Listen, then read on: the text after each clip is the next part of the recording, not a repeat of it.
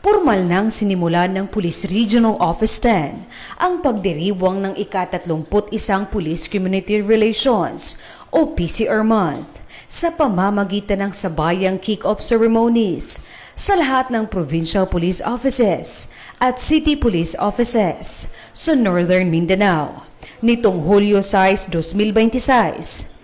Tinagurian ang buong buwan ng Hulyo bilang PCR Month.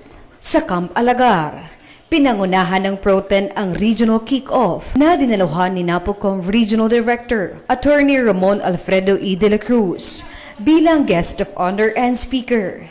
Tampok sa programa ang pagkilala sa mga pulis na nagpakita ng natatanging serbisyo sa kampanya laban sa ilegal na droga, smuggling at sa pagtulong sa komunidad.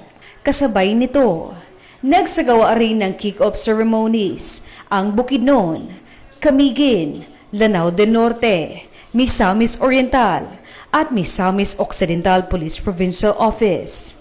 Gayon din ang Cagayan de Oro City at Iligan City Police Office.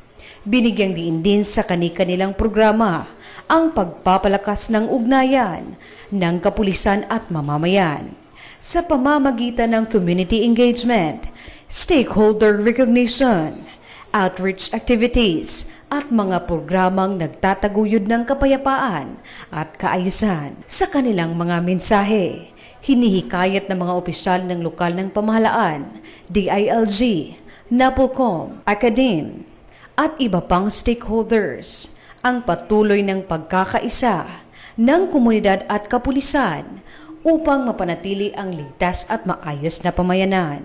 Ayon sa Pro-10, ang pagdiriwang ng PCR Month ay paalala na ang kapayapaan ay hindi lamang responsibilidad ng kapulisan, kundi ng buong komunidad.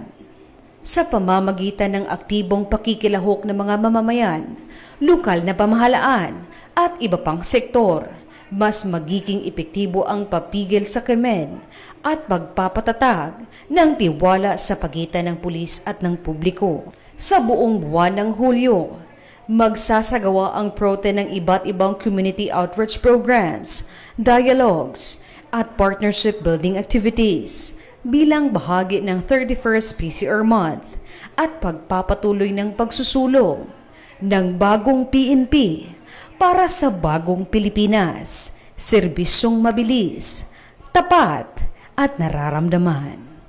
Mula dito sa inyong higalang pulis, Regional Office 10 Public Information Office.